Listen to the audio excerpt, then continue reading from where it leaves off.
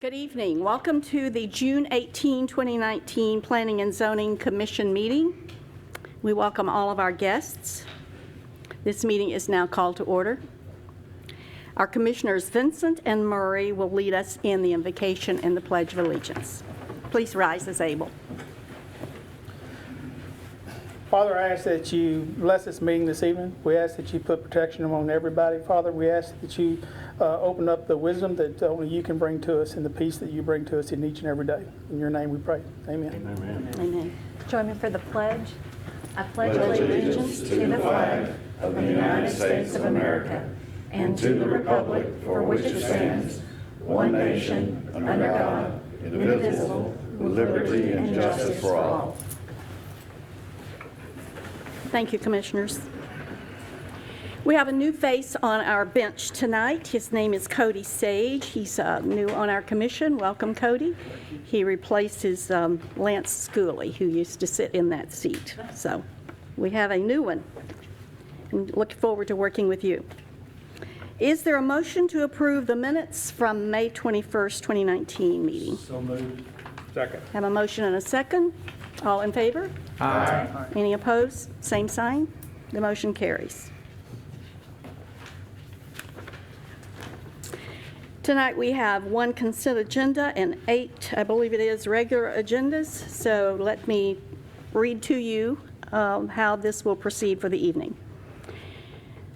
The items on the consent agenda are plats that meet the requirements of the City of Longview subdivision ordinance. These items will be approved with one vote unless any member of the Planning and Zoning Commission, any member of the public, or the applicant would like an item removed from consent and placed on the regular agenda for discussion. As far as regular agenda, the purpose of this meeting is to hear all pertinent testimony of those in support of and in opposition to the applications before the board. Tonight is the first of 2 public hearings required to approve a change in zoning. The board also considers plats. The procedure for public hearing items to be followed tonight will be: the public hearing will be opened and testimony will be heard in this order: the applicant first, the staff, and then the general public, and that includes those in support and those in opposition to the agenda item. If you're part of a large group with a common interest, we ask that you appoint a spokesperson rather than have each individual restate the same information. When addressing the board, please begin by stating your name and address and try to limit your comments to 5 minutes. When all sides have spoken, the public hearing on the matter will be closed and no further public discussion will be entertained. After each public hearing is closed, the board will vote on the request.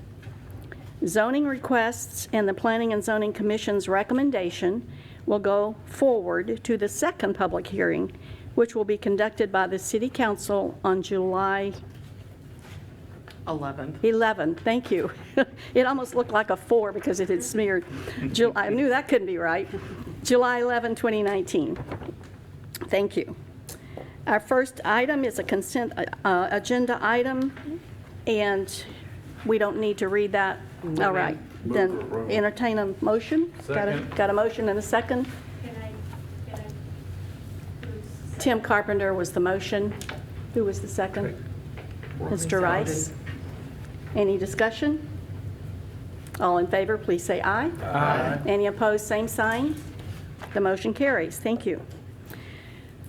Regular agenda. Angela, would you introduce item A? Yes, ma'am.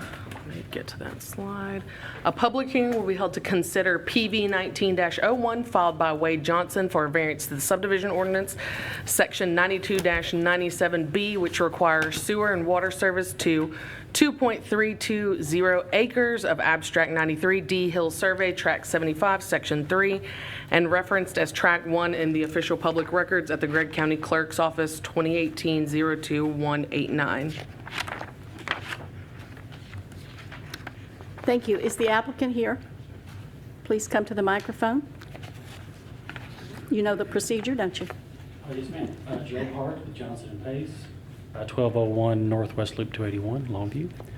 We're requesting a variance to not be required to install water and sewer services to Lot 3 there on the plat.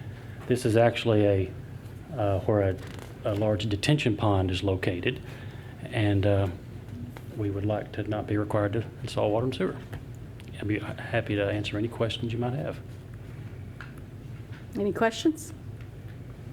Thank you, Joe. City? Thank you. As the applicant stated before, he is requesting a variance to not allow for the extension of water and sewer service to Lot 3, Block 2 of the Crossing at Main and Main subdivision. The applicant is proposing to subdivide this large tract of land into 5 commercial lots. Lot 3 is approximately 2.32 acres and will be a private detention pond owned and maintained by Balmerley Baptist Church. The applicant is attempting to comply with the subdivision regulations by meeting all of the other subdivision requirements. Staff recommends approval of the variance. I'd be happy to answer your questions at this time. Any questions?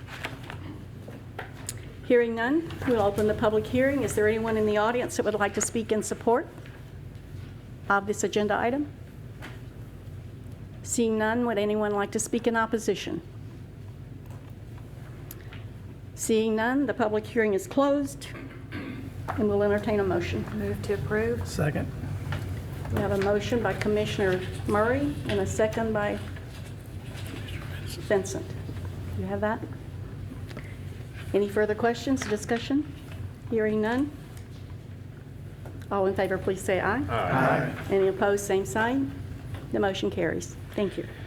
Thank you. The next item is a public hearing will be held to consider application PD 19-04 filed by Monsignor Xavier Papu requesting to rezone approximately 0.807 acres of Abstract 177 W.M. Robinson Survey, Tract 70, Section 6, from Single Family 4 and Plan Development PD 16-14 to Plan Development PD 19-04 for a prayer garden and a columbarium located east of Pine Tree Road and west of Arrow Lane.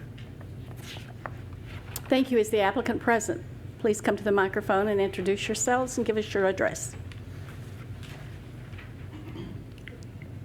Good evening. Yes, I'm the pastor of St. Matthew's Catholic Church, and my name is Monsignor Xavier Papu, and I have made this request. We have been looking for a place for cemetery, for Catholic cemetery, or Christian cemetery rather, but we couldn't get it. So that's why this land is owned by us, just very close to the church, the next plot.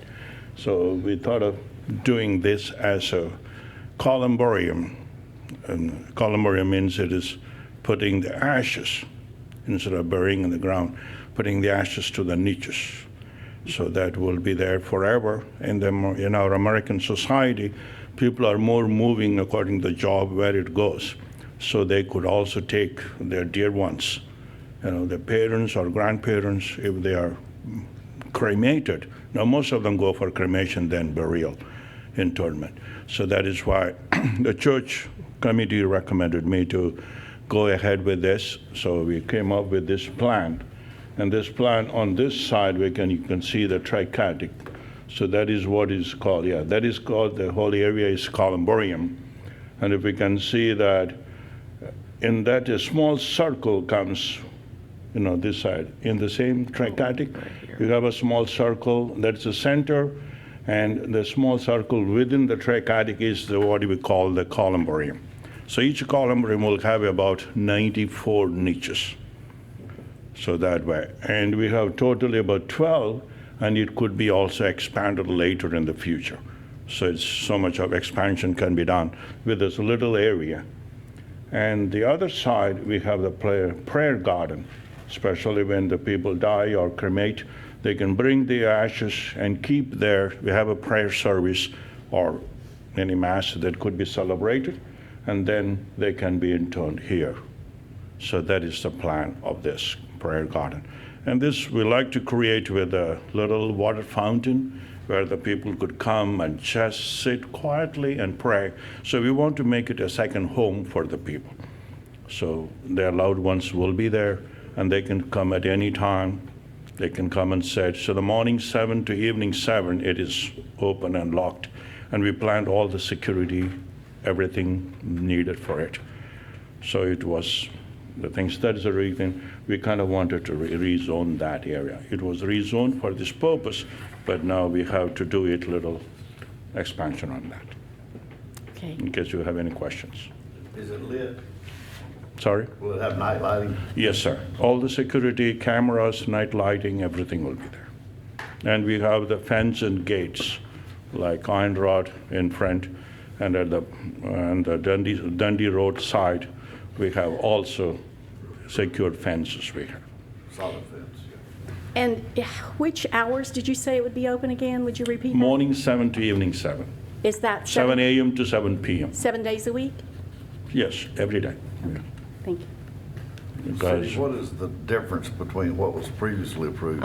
So they're asking for a little larger area. I'll show you the original PD. actually, this was, if I You may- can look, the new line kind of goes straight. So there's a little section right here that was zoned single family. So they're requesting to kind of straighten this line out. And then as far as the fence line was concerned, the fence line, they originally proposed a 25-foot setback, and now they're putting the fence right on the property line. This fence was a brick wall. It was kind of staggered along both roadways. Now they're proposing a wooden fence along Dundee, and then a wrought iron fence with masonry columns along Arrow Lane. Okay. And it was far enough outside of Of the what planned we development, approved yes. that If it they had are to come back? Yes, And did the church have to pay full Yes. fees again? yes.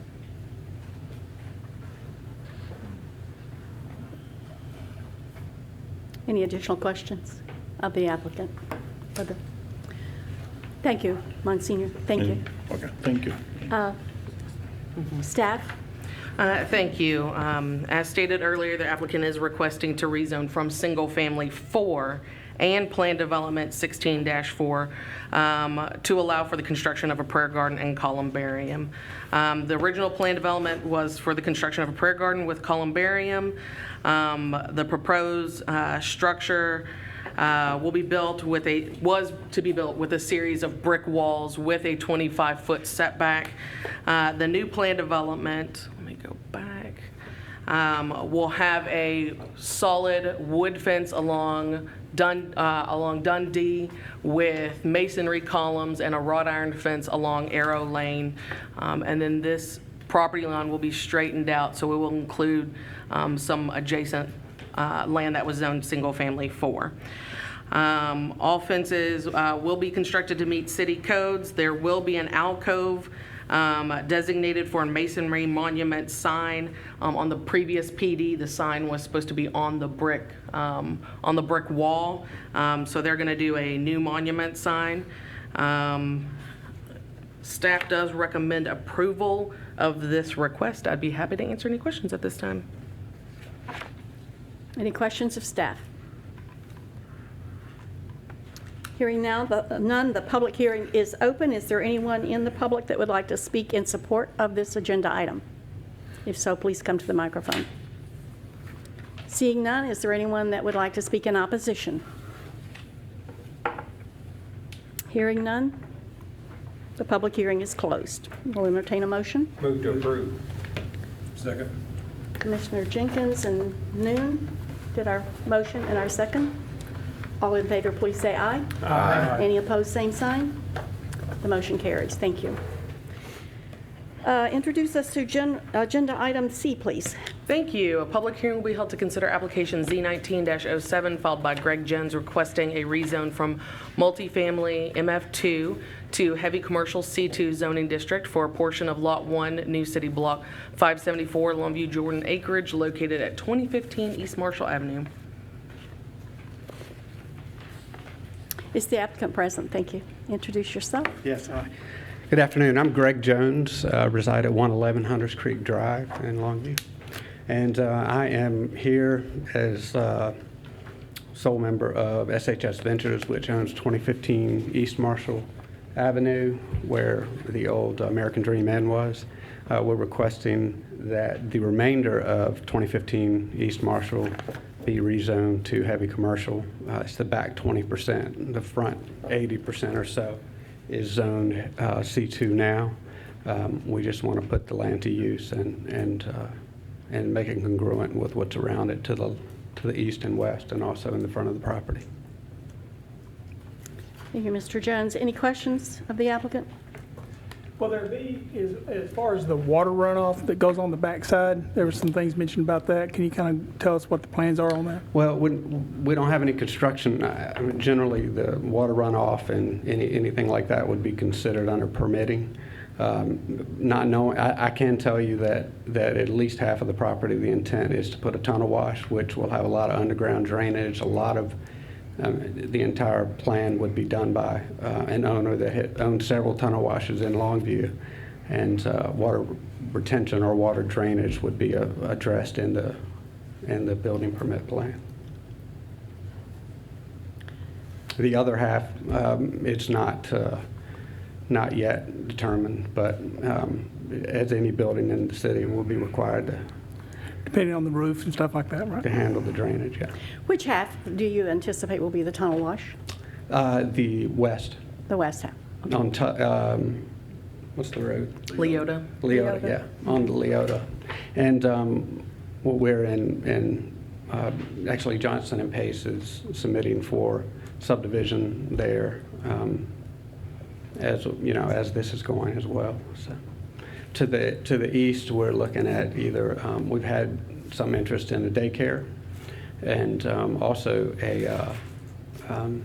if that daycare doesn't actually proceed, then I would sell that piece of the property to the daycare, and if not, it'll probably a quick lube to complement the car wash. But we haven't submitted any submissions for building plans or anything as of yet. Any other questions? Thank you, Mr. Jones. Thank you. Staff? Thank you. The applicant is requesting to rezone from MF2 to heavy commercial C2 zoning. East Marshall Avenue is a TxDOT roadway and is maintained by TxDOT. Principal arterial roadways serve as major centers of metropolitan areas and provide a high degree of mobility. This type of development is appropriate along this roadway as long as access management is followed. Staff does find that the proposed zoning change is consistent with surrounding uses. Staff does recommend approval of this request. I'd be happy to answer any questions at this time. Thank you, Angela. General public, is there anyone in the general public that would like to speak in support of this agenda item? Seeing none, is there anyone that would like to speak in opposition of?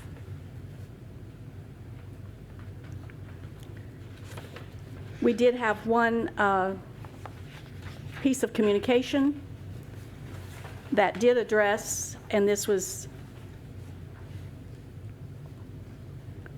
from the owner of the Pine Brook Place triplexes on the northern border of the property.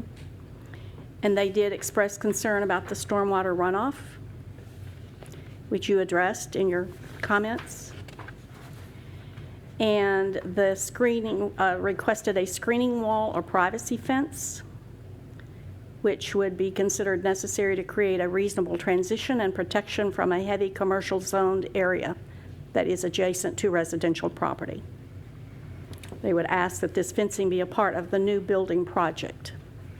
And both of those will be addressed when redevelopment occurs. We require, because of the zoning, the difference in zoning with heavy commercial adjacent to multifamily, we do require buffering, we require fencing and landscaping. Thank you. We needed to respond to that to make it matter of record, so thank you for that response, Angela. There was no comments from the general public. We'll entertain a motion. You gotta close it first. I'm sorry? Could you close there? Public hearing is now closed, yes. Move for approval. Second. Sorry, I jumped it. It's all right. We're all. We have a motion and a second. Any further discussion? If not, if hearing none, please confirm with an I, that you approve. Thank you. Aye. All in favor, please say aye. Any opposed, same sign. Thank you. Okay, agenda item, what are we to? Agenda item D. Thank you. A public hearing will be held to consider application Z19-08 filed by Larry Hitt, requesting a rezone from agricultural to single-family SF2 for approximately 1.377 acres of abstract 186 D. Sanchez Survey, tract 16-04, section 8, located on the south side of Greystone Road and east of Sapel Road. Okay, is the applicant present?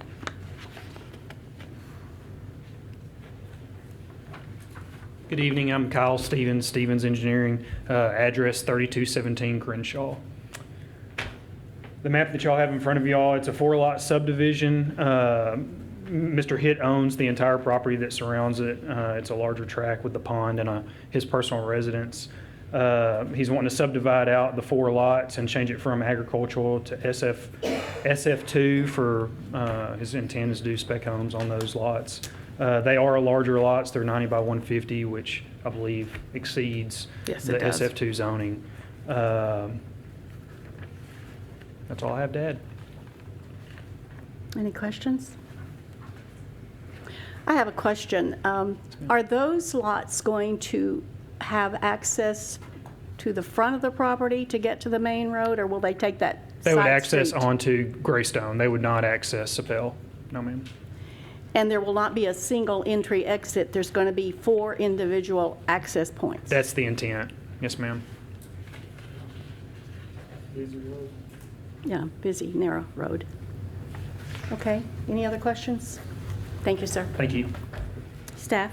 Thank you. The applicant is requesting a rezone from agricultural to single-family 2 zoning district located on the south side of Greystone, east of Sapel. When annexation occurs, property that is annexed is automatically assigned an agricultural designation. When development occurs, the property must be rezoned. The applicant is creating a 4-lot subdivision for single-family residential. The rezone request will make the lot consistent with the rest of the neighborhood and comply with SF standards, SF2 standards. And as Mr. Stevens stated, the lots will actually be larger than SF2 requirements. This portion of Greystone is a collector roadway, and staff finds that the proposed zoning change is consistent with the future land use map and surrounding uses. Staff recommends approval of this request. I'd be happy to answer any questions at this time. What size is SF2? SF2 is 12,000 square feet, and I believe the lots are like 14 or 15,000. And what are the house requirements? House requirements is 1,400 square feet. 1,400. Long term, not that it applies. Greystone's already pretty thin, pretty narrow road, Yes, sir. but it is, I don't care what it says. I like that you say it's a collector road, but go drive Greystone. It's already thin enough as they plan these houses, as we as a city, have we ever done any studies that we potentially would need to widen Greystone? Do we incorporate any of our future plans on this road for him when he goes to build houses? If we go build them right there and we need to widen this road or do any work, do we consider that? Do y'all consider that in your planning process? We do take that into consideration, yes, Because that sir. road's got to have something done at some point when we find the means to do it. Yes, sir. Because it is not just a simple collector road. It is an Autobahn of many days. If the lot size is 150 deep and the city does go for a right-of-way, did they not go for 30 feet? I'm sorry, say that again? Your lot size is 150 deep. Yes. And that the city, as Commissioner Rice said, goes for a right-of-way, did they not go for 30 feet? It depends on the roadway. I mean, if you're adding a lane is typically, for pavement section, is 11 feet, but I don't know how much right-of-way, the city would acquire. It really all just depends on how much right-of-way is already out there. What are the setback requirements on the SF? SF2 is 35 feet from the front property line.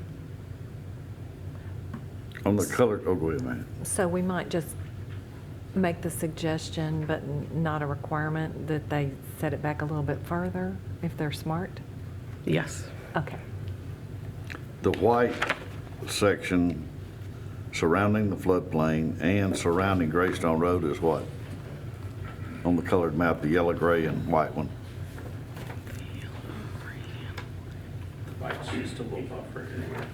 Yeah, it's just, it's just a little gap. I mean, when the consultants drew the map, they left a little buffered gap area. It's just transitional. Yeah, transitional. Between the Yeah. road density and floodplain, Yeah. and then the right-of-way for Greystone. And that Yes. floodplain though does, I looked at this, and that floodplain looks like it's going to actually be closer to where the fourth lot is, Mr. Stevens. How close is the floodplain to the fourth lot? In real time. The edge of, if you see on this map, do you see the dashed and dotted line? That line represents, yeah, thank you, Angela. That represents the 100-year floodplain. So Lot 4 is completely out of the 100-year floodplain. So it's just right on the boundary. But it touches it, Yeah. correct? Yes, sir. That's 100-year? Yes, sir. And city ordinance requires 1 foot, I believe, above, to build 1 foot above the 100-year floodplain. 2 feet. 2 feet? 2 feet. Excuse me.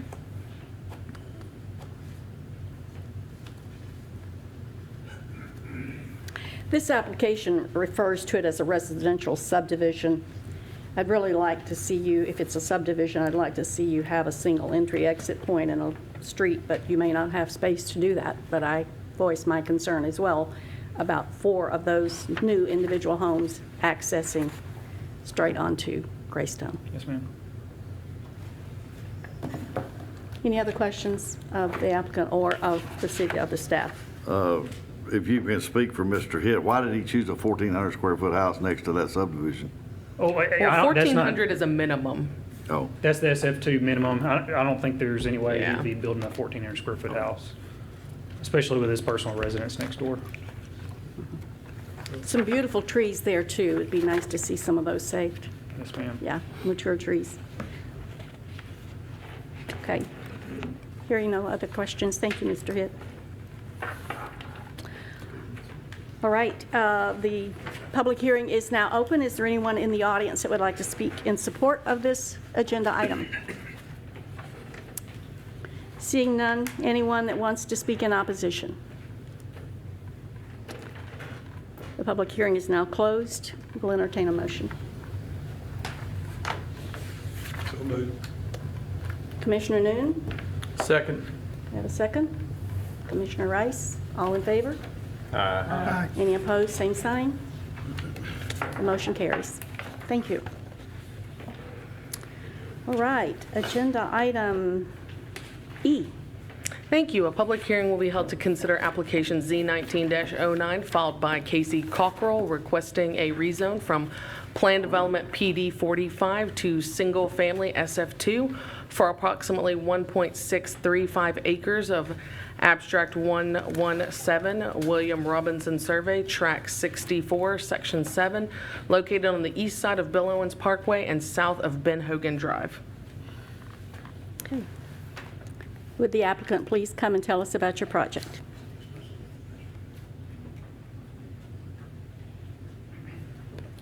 Yes, my name is Casey Cockrell. I'm the Director of Survey for Southern Survey at P.O. Box 246, White Oak, Texas. I'm representing Cart Path Only LLC, and the purpose here is to rezone. We've filed an application to rezone to Single Family 2. Thank you, Mr. Huckle. Any questions of the applicant? Thank you. Staff? Thank you. The applicant is requesting to rezone approximately 1.635 acres from Plan Development 45 to Single Family 2. The applicant is requesting to rezone in order to construct one single-family home. Staff does find that the proposed zoning change is consistent with surrounding uses. Staff recommends approval of this request. I'd be happy to answer any questions at this time. Any questions of staff? Okay, thank you. The public hearing is now open. Anyone that would like to speak in support of this agenda item, please come to the microphone. Seeing none, anyone that would like to speak in opposition, please come to the microphone.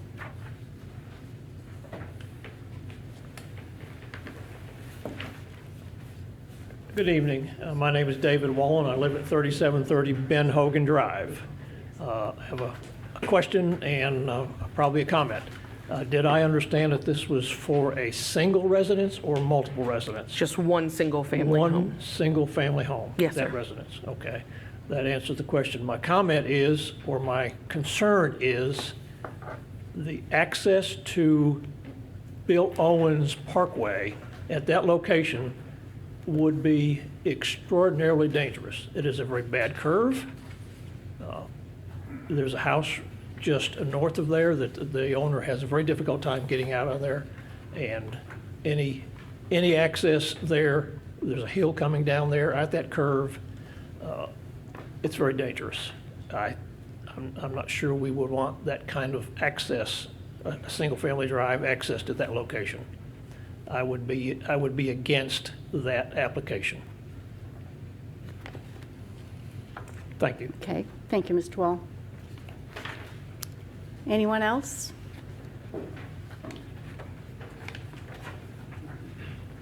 Thank you. I'm Dave Harbor. I'm at 3704 Ben Hogan, and I'm representing my wife, of course, and Randy and Sally Kennedy, who live next door to me. Has asked me to represent them too. They live on Ben Hogan right next door. I didn't know the gentleman behind me was going to speak, but my first point, I have 3 points to make. Number one is safety. That spot he's talking about is right at the foot of a hill that's not reflected on this map, but it's a very steep hill. It's probably the most dangerous place on Ben Hogan. It's at the foot of a bridge, and although there's one driveway there, this would have to be even closer to that bridge and more into that blind spot.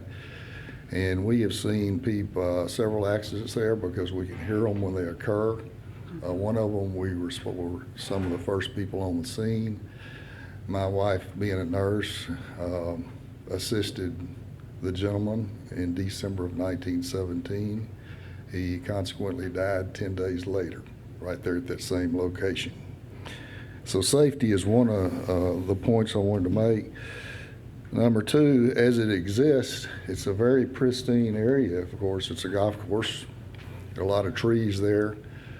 That creek, I'm not sure what it's called. I think it's School Branch Creek, runs right along the edge of that.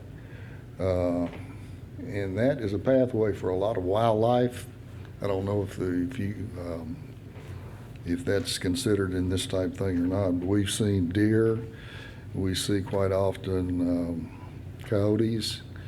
We have pictures of bobcats, and all sorts of wildlife have to travel there to go to the woods that they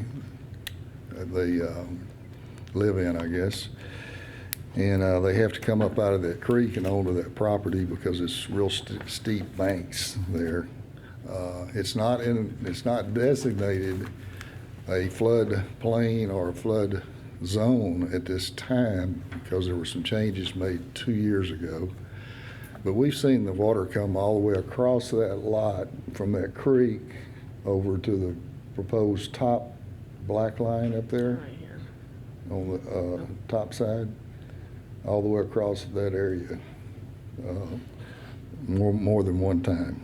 So it does flood. And one of the main reasons, and my final point, is this is the Oak Forest area, and we've all bought homes there, and my neighbor and I bought homes there to retire. And we bought them when they were on the golf course and paid a premium for it. We've improved them. I paid over $12,000 not too long ago for a wrought iron fence because it was required by the to build that type of fence we had to have on the golf course. And we feel like there will be a devaluation in property for all those that are affected in that immediate area because we'll no longer be considered on the golf course. And one of my main concerns, this will be the first time in history that the golf course has sold a piece of property and built more or less in front of somebody else. This has not happened before. If it starts happening, there may be many more like that. But anyway, that's our concerns. I'd be glad to answer any questions if anybody has any. Any questions, Mr. Harbour? Thank you, sir. We did receive an email from the Kennedy family as well. You had mentioned. And they're represented here too. Yes. Okay. All right. Thank you. Thank you. As we continue the public hearing, is there anyone else that would like to speak in opposition or has concerns? Seeing none, the public hearing is closed. We'll entertain a motion. Got a question. Thank Angela, you. I do have a question before we do this. Can I? Do I have that Yes, moment? please do. Once again, we've had this brought up twice about the traffic. And what we're considering tonight is not have to do with traffic, correct? So we zone this, it becomes zoned that way, but I am concerned about the two people, not that they're losing their interest in the golf, but that is a pretty interesting egress. Do we ever consider that when we put these into making this now a lot? I mean, how do y'all factor that in? What we look at. Just for the record, I'd like to know, yeah. because there is a point there, if you've driven that, it Yes, is sir. not favorable for anybody. Seemed like we had a car or two upside down there, but do we consider that, or is that not in part in our scope? Well, what staff looks at as far as zoning requests, we look at what is adjacent as far as the current zoning map. We also take into consideration, of course, our future land use map when we make recommendations. Those are the factors that we as in staff look at. There are other factors that come into play, but as far as staff is concerned, we look at the two maps and we make our recommendation based on those two maps. Okay, then I would question how we got to this point based on the future land use. Well, but when you look at the current zoning, the future land use may not support it because it is parks and open space. That's what the future land use map And has it floodplain. designated as. Parks and open space, that green. However, the future land use map does support the request. It is surrounded, let me go back to the future land use, the current zoning. The current zoning map, if you look at all that light blue, it is SF2. And so that does support the request.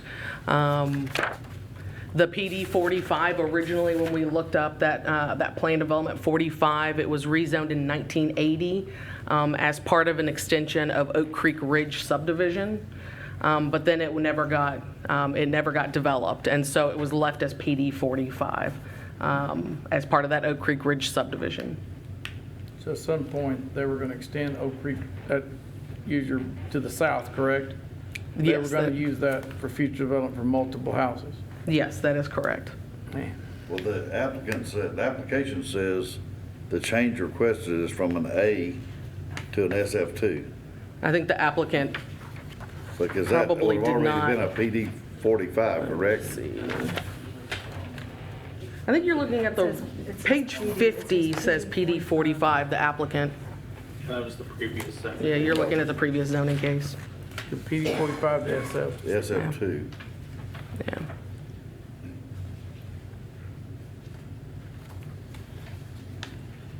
And one other question I had, the people that have the houses over here, do they have, through their deeds or anything, are they supposed to have access to the golf course, being that they built on the I golf don't course? know. We don't enforce deed restrictions. So I don't know if they know offhand if they have any deed restrictions that say that they have to have access onto the golf course.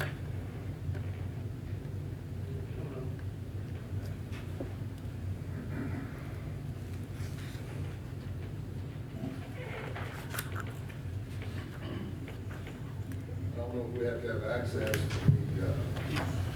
We have to. Can you get the microphone? please? I don't know about the answer to that question. If we have to have access according to the deed restrictions, but I do know that there's a lot of things we cannot do. We're very restricted because of where we live. And it's, the improvements we've made have been by those guidelines.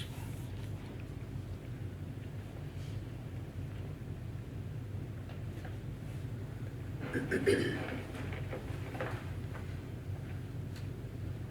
problem with egress, nobody's here to speak about what they want to put for a driveway, but I have a problem with that. It might not affect us today, but I'm gonna go on record saying that's a dangerous area. It doesn't affect what we do as planning and zoning commissioners, but I want record know that's a difficult area and should be duly noted that hopefully they will take in some consideration. And, you know, I can vouch for that, because I used to live over off of Clinshaw and Player, and I saw a lot of accidents there. I also saw a lot of accidents at the intersection of Hawkins Parkway and Bill Owens as well. But when it rains, it gets slick. And I think it's something that needs to be either talked about by the city or looked at from the standpoint that make sure that we try to put as much safety into it as we can. Sure, and kind of talking about driveway access and what the city looks at. We do have driveway spacing standards. Our spacing standards are pretty minimal compared to what we would see on a TxDOT right-of-way. You know, we're looking at like 50 to 100 feet in some cases as a maximum, as opposed to like 400 feet that TxDOT has. So it's not nearly as restrictive, and this was kind of brought up on the last zoning case as well. Although driveways and things are not necessarily what we're approving or denying here, it certainly is something that y'all can factor in. And as Angela stated, you know, what staff looks at as far as, you know, recommending to you or providing you information as far as whether it conforms to spot zoning or not, or is inconsistent with our comprehensive plan. That's one aspect of it. The other aspect of it is, you know, y'all taking a look at it from all those other aspects, such as driveway access. You know, we're looking at the science of planning. Y'all are looking at the reality of community development. So it's through a different lens, and that certainly is something that y'all can consider in making your recommendation to council as far as whether it should be rezoned because it conforms to what's surrounding there from your perspective, not from, you know, not necessarily from our perspective, you know, versus looking at the driveways. And, you know, that's something that y'all can make recommendation on, or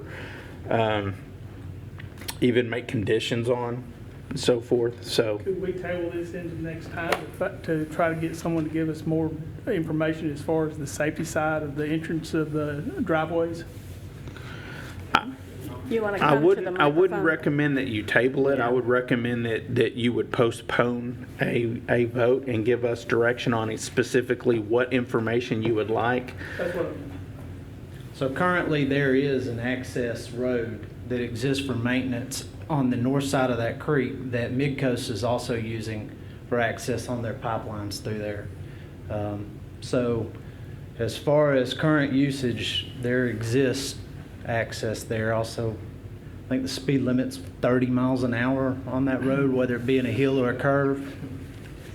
But Oh, that's a joke. 35 miles an hour. I'm not a... Can you show us that access point that you're talking about, that secondary access? Yeah, so there's an existing gravel road that's right here used for maintenance purposes. Yeah. Right here? Kind of right there at the, But it's still off of Bill Owens, right? Yeah. Yeah. yeah. It's only an access. There's loads. People drive their golf carts across it and get over from the Yeah. other side. So, I mean, the purpose here was to build a single-family residence, and the history of this property for the past 60 years has been to partition subdivisions out for venture capital, to build the Ben Hogan subdivision, to build Oak Creek Ridge, and this has been going on about every 5 years since then. And so this area here is a residue that never got developed because of the flood zone. And so we felt that if we address those issues in the flooding area and built a single family up further to the north, that process could happen. And then as far as my knowledge is, there's no current view easements or covenants that encumber the property from adjoining neighbors. And so the purpose of trying to move towards single family 2 was to continue this development up Bill Owens into areas now that could be profitable. So that's my input. Where do the number 6 tee boxes end up?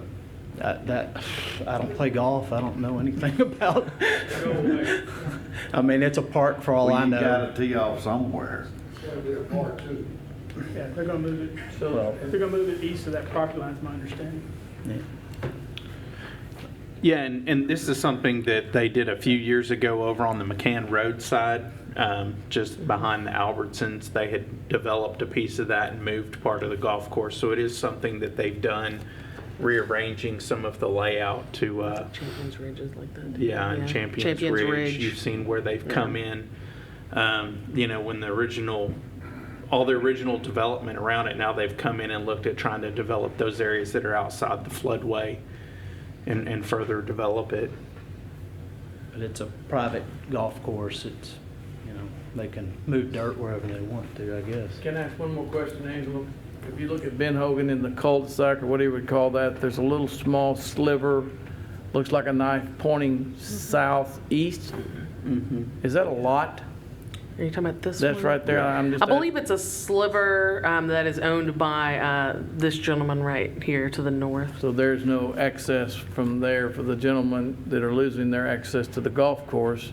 That's not something available to them to get back on the course. That is correct. That looks like it is, So these I think two this people, Mr. Sanders. Well, the one in the middle. No, there is no access. So the one in the middle can't get to the golf course. None of that's access to the golf course. That's all private property.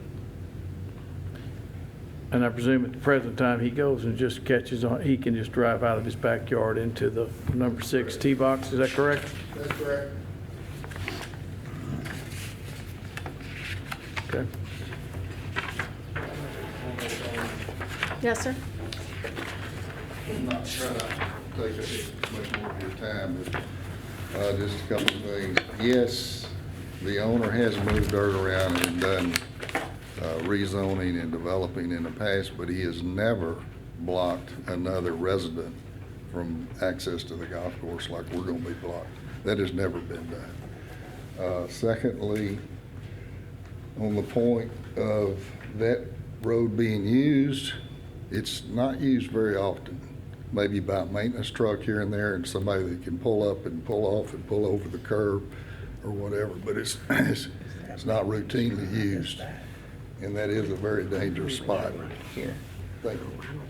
And I'm not sure if that drive is even a legal access. Yeah. It may just be one of those that people are using kind of a pig trail for maintenance there. So just to clarify that.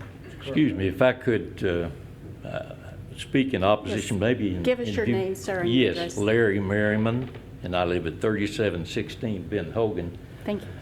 The access I think that you're talking about there is predominantly a service truck to service the porta potty that's located there. And I don't know of any other access that's used. At the risk of being redundant, my only objection really is the safety, because I drive it every day going to and from work. And when you come down the hill, when you're going north, your view is pretty well blocked by foliage that's going to remain there until you're almost literally on where the driveway would have to be. And this is where my good friend Ernie Stith was killed, in this very same location. It's just a very dangerous place. And it doesn't show up on these maps. You have to see it. But that's my opposition. Thank you, sir. Any additional public comments? Any additional questions of staff or the applicant? Okay, Michael, back to your point. If we wanted to go back for additional information, is it best for us to table or reject and go the other way? I wouldn't table it. Tabling it has the connotations of we're not going to hear it anymore, it's done, we're not taking action.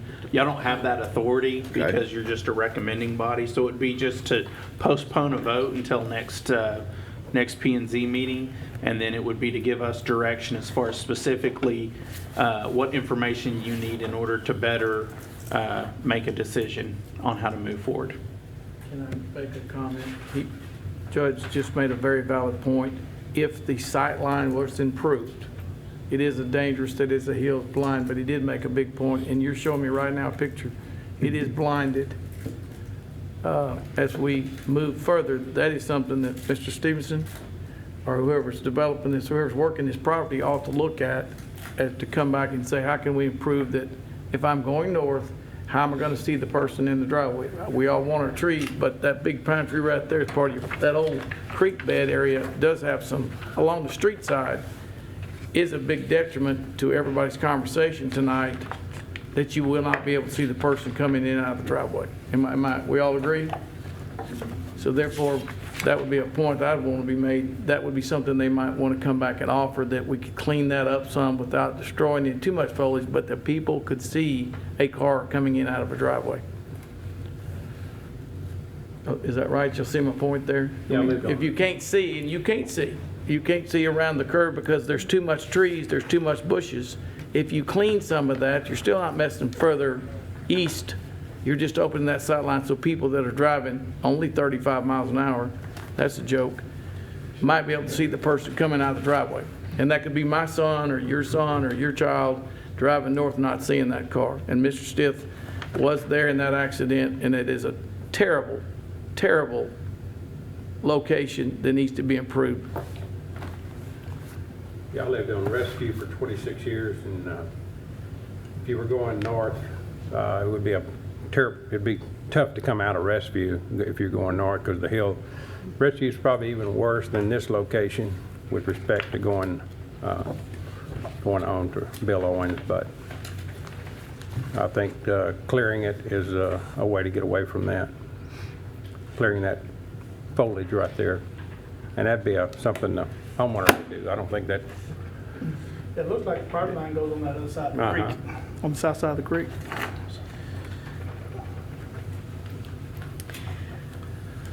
Need a recommendation from the commission. I'd like to make a recommendation that we ask the city to come back, postponing the vote and getting us some answers on what's the best thing to do traffic-wise going north or south, as well as where the entrance would be for the residential home in proportion where the other entrance is, which you can see in one of the pictures is very close. And then the idea of being able to improve the visibility from the forage on the south side of the property line. And this is for a rezone that we're discussing. Okay. Is that acceptable? Yeah, well, I mean, you don't have to ask us. That's I mean, at we y'all's can call for a discretion. motion and it will get denied. Yeah. Yeah. We'll postpone the vote. Do we need to make that a public, and we're asking you the criterion for how do we present this publicly? I make a motion if it comes. We have a motion from Now you just need it. I Mr. think. Vincent. We need a second. Second. If you agree with what he just said.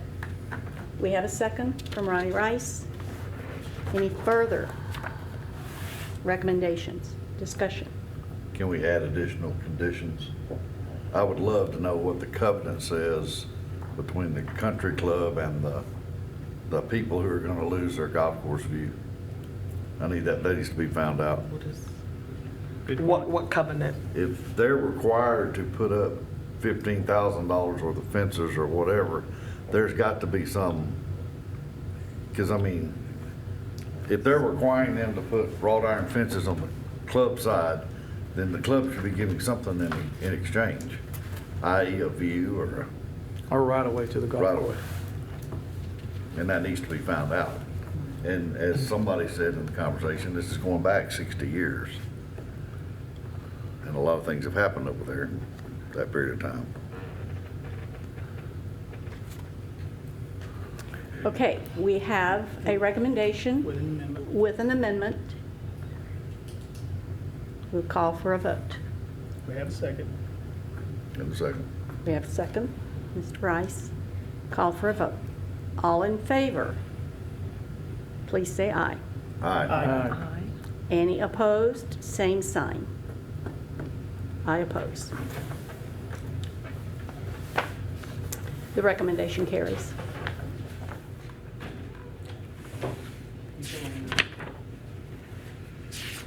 Thank you. Appreciate your patience, everyone. All right, agenda item F.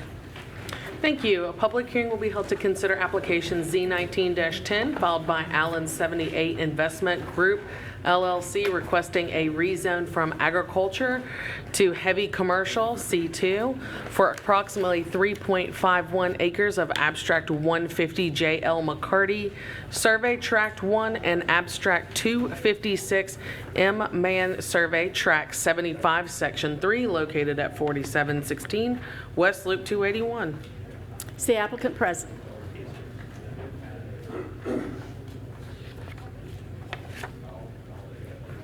Good evening. Hopefully this won't be as contentious as that last item.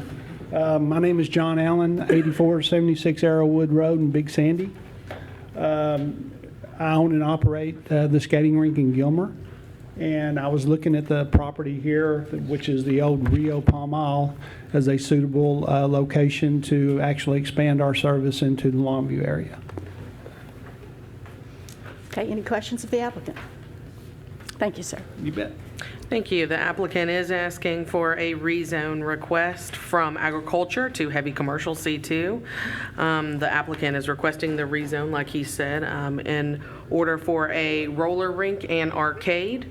He has also applied for a specific use permit, which you'll see in the next case. The property was annexed into the city limits of Longview in 2009, as stated in the previous cases. When annexation occurs, the property that is annexed is automatically assigned an agricultural designation, and therefore it needs to be rezoned due to development. Staff does find that the proposed zoning change is consistent with the future land use map and surrounding uses. Staff recommends approval of this request. I would be happy to answer any questions at this time. How's the Rio Palm Isle been in the agricultural That's from what, all because of this defaults, time? right? Well, so it was annexed into the city in 2009, and so it was outside the city limits before then. 2009, it has Yeah. been operated as a nightclub. Yes. This last little venture was a lady doing the same thing with Family event family center. dancing. Yeah. It has a restaurant which has Yep. been health inspected over and over, and we have yet to make it anything but agriculture. I bet he loved that tax rate.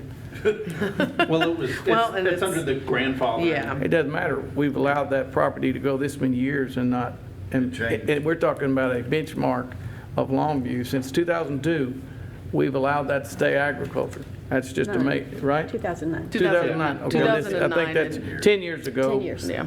That just wow. And the taxing isn't tied to the zoning, it's tied to the use. So from state law standpoint, once a use is brought in and it continues under that use, we have to allow it. We can't require it to cease that use or require rezoning.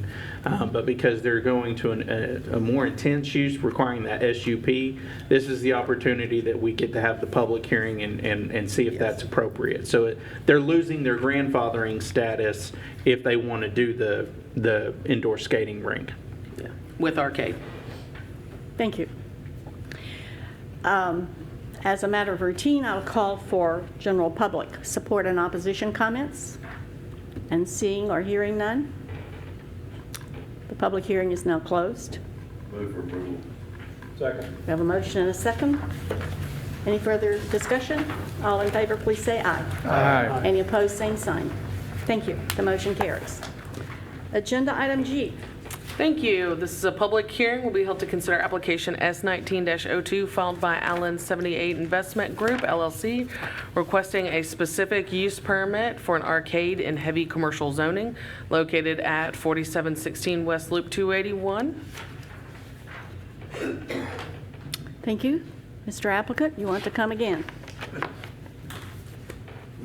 John Allen. Again, John Allen, 8476 Arrowwood Road in Big Sandy. And yes, we are actually wanting to add an arcade into the skating rink in that building. Any questions? What's the square footage? Do you know? 19,000 For the arcade? for the entire For building. the entire building, thank Yes. you. Wow. Yeah. Thank you. Oh. Staff?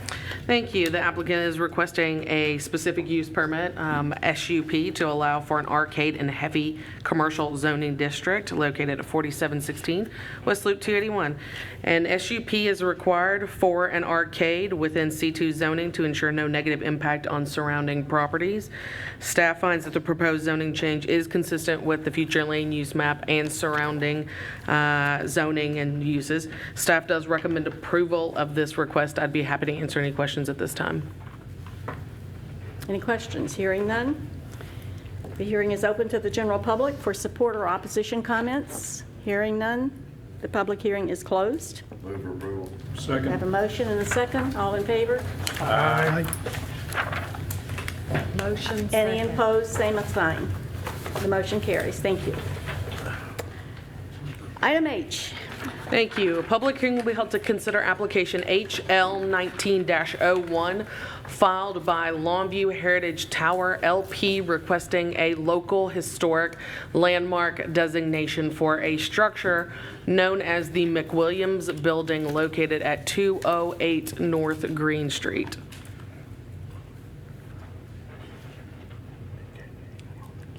Any questions, discussion? She is the applicant. There is no one else to speak. Yeah, I don't think the applicant is here, so I'll go ahead and give my staff report. Thank you. Let me get to the map. Longview Heritage Tower LP is requesting a local historic landmark designation for the McWilliams Building, also known as the Cargill Building, the Weaver Building, the Heritage Tower Building. This will be Longview's 7th historic landmark if approved. This building is located at the southeast corner of Green and Methvin Street, addressed as 208 North Green Street, located within our downtown district. The building is a 6-story building, originally built for McWilliams Furniture in 1953. It was designed for ground-level retail with office spaces on the upper stories. The applicant is proposing to convert this building into affordable senior housing with some retail on the first floor. The building is an Art Deco rectangular building with concrete foundation, buff brick cladding, and a flat roof. It is approximately 45,000 square feet in size, about 50 foot wide and 150 feet deep. The McWilliams Hardware and Furniture Company, along with local businessmen J.B. Bond and J.M. Garrett of Longview and H.P. McGoy of Gilmer, funded the construction of this building. The architect was Martin T. Clements with the firm of Lockler and Dixon. This same architectural firm also designed the Gregg County Courthouse. Local historic landmarks must meet one of the criteria listed within the zoning ordinance. The McWilliams Building meets several of these criteria, such as possessing significance with respect to history, culture, economy, social fabric, and architecture in Longview. It also embodies distinguishing characteristics of an architectural type, period, or method of construction, and represents the work of a builder that has influenced development of the city and the state. The Historic Preservation Commission, along with staff, recommends approval of this request. I would be happy to answer any questions at this time. Why? Why? Why are we doing this? Bottom line, why are we trying to get the historical designation? Explain, what's the end game here? The end game, well, it does meet the criteria within our zoning ordinance for designation. The applicant is asking for local designation because we do offer, the city of Longview offers incentives for local historic landmarks. We do waive permit fees associated as long as you are a local, as long as you are designated as a local landmark. And it's also National Register eligible. That's true. It is actually listed on the National Register of Historic Places. It is. It's already in the national. Yeah, it's already listed. It's recent. It's Yeah, recent. it's very recent. So basically, the concept is they get to improve their property, make this a senior development, and waive all fees from the city. it doesn't ensure that the building will stay what it looks like. It doesn't ensure that the building will keep its old look. It's just It will ensure that. 100%. Yeah, yes. And Local- actually, yes. local landmark status is the only oversight that ensures that. The Yes. state and the National Register do not. Do not, yes. So as a local landmark, we do look at the exterior of the building to ensure that it is compatible with the time of construction. Last one we did was the fire station, wasn't it? We've done several. We've done the Gregg County, every one of them, all 7 of them, y'all have recommended approval to City Council. That has been the Central Fire Station, the fire station on Mauberley, Gregg County Historical Museum, the Petroleum Building, the train depot, and then Speaking of the petroleum building, we're going to get ourselves into a paradigm that, is this got the potential, and we probably all have an opinion on this, to this 380 agreement that we had with petroleum. Are we looking the same path? I don't know. This is just the recommendation from the Historic But Preservation. does not open the door for that same, No, we have a separate city ordinance that spells out criteria for economic development, 380 agreements. So, and would it have to be, if we did this would be the first step to that next step? Is this, once again, I'm looking for the whole path instead of just the whole, I'm just making sure, without being political, just to ask the question, so hear me out. I'm asking, because is that what we did for petroleum? Did we make it historical? We didn't make it historical, did we? Y'all made the recommendation to City Council for a local landmark designation for that building. So that building is a local landmark.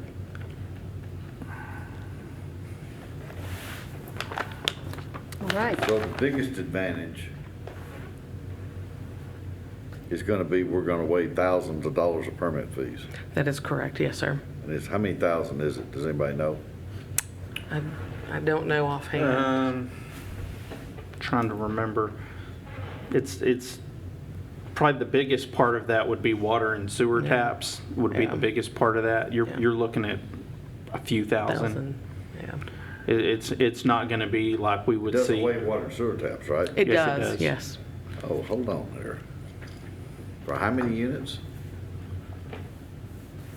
Was it 38? I think it's 36 Individually units. metered? No. No. Manifold? Yeah, it'd be one meter. Which should be our existing. Possibly. I know when we did all of the improvements downtown, when we upgrade water and sewer, we try to factor in what is going to be needed in the future so that we don't have to come back and tear it up. But that's not always the case. But, and waiving the fees is the incentive for them to designate and fall under the very strict rules that they have to follow, which is basically not altering the historic character of the building, which a lot of times can be more costly to preserve and rebuild in the historic manner with historic materials and such than it would be to not follow that. And that's the basis for the incentive, is to encourage that. Well, I mean, they've already modified the building from the original construction over the years. The windows are not compliant with circa 1934. That is correct. Storefronts are not in compliance, so about the only thing I could say they probably conserved per se with the remodeling over the years, having looked at it, is the ornamental facades and the things of that nature. Once again, it's not factored in, but when we talk about water and sewer, that's an awful big building. If you're gonna do this, I'm gonna ask you a question, Michael. These people go put 30-something? Is that what you're hearing, 30 plus? Will that have to have fire protection? Yes. Yes. So therefore, we're also looking at fire, water, and domestic water. And we don't know it, and it doesn't matter. I just curiosity, when we rebuilt downtown Longview, did we think about fire and water for this building? You don't know, but I guess you're fixing to know if they're gonna hit you up for development, correct?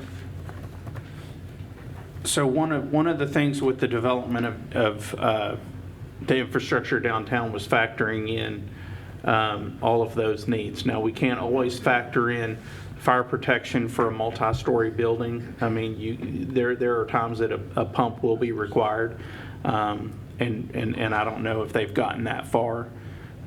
This building does have a standpipe system in it that was installed back when it was the Weaver building. And so, but as far as being able to provide our part of the water system, it is there that to provide for fire protection in all of downtown. Okay, just asking. But even if it was light, it would be the developer's expense to get the pressure. The city would construct it, but they would be paying for it, correct? Yes, if the base pressures and volumes weren't there, they would have to provide, whether it be through looping or other scenarios. But with the upgrades downtown, we do. Anticipate there's enough to push it 7 floors. I don't know about that, but I can't guarantee that in anywhere in Longview, so. But I mean, that as far as our approval strictly is the taps, correct? Our We're not- approval? If we approve this historical request, we're waiving tap fees and sewer fees. Permit All fees. permit fees are Permit fees. eligible to be Yeah. waived. Right. But we're not guaranteeing them that we're gonna have enough water pressure to carry that building at the city's expense. Correct. That's correct. And we're not guaranteeing them any of the next step, because you've got to go through planning with you Yeah. for the apartments. Yeah. All we're giving them strictly is, if you want to make the next step, we'll let you be historical, and Yeah, we'll give you. it's an incentive for them to, because even once they get the approval of the designation, they're going to have to go back to the Preservation Commission and get a certificate of appropriateness. Yes. So that's the method of us ensuring that they're going to meet all of the design criteria for preservation. And not just go in there and start breaking up windows. That is Correct. In theory, they could destroy the whole thing and start over and put a retirement. Exactly, but once council, if council approves this, then there's a whole lot more oversight. With the National Register and even a Texas landmark, those are just oversights. They don't provide any level of protection. It's just an emblem. And the local level designation is the only ironclad protection that's available. Give me one more question. That, We have one more question. I'd like to go ahead and make a motion. I will, just ask me one more question. Who's doing the application? Who is it that's coming to, who's they? Four Corners Development, Yeah. this application. Where I'd y'all like to want to make go? a motion that we approve this as recommended by the Historical Preservation Society and the staff. We have a motion and a second. All in favor, please say aye. Aye. Any opposed, same sign. The second was Pat Newman. The motion carries. Thank you for the great discussion. All right, staff update. All items that went to council last week were approved. Thank you. Citizen comment? Seeing no one, the meeting is adjourned. Thank you.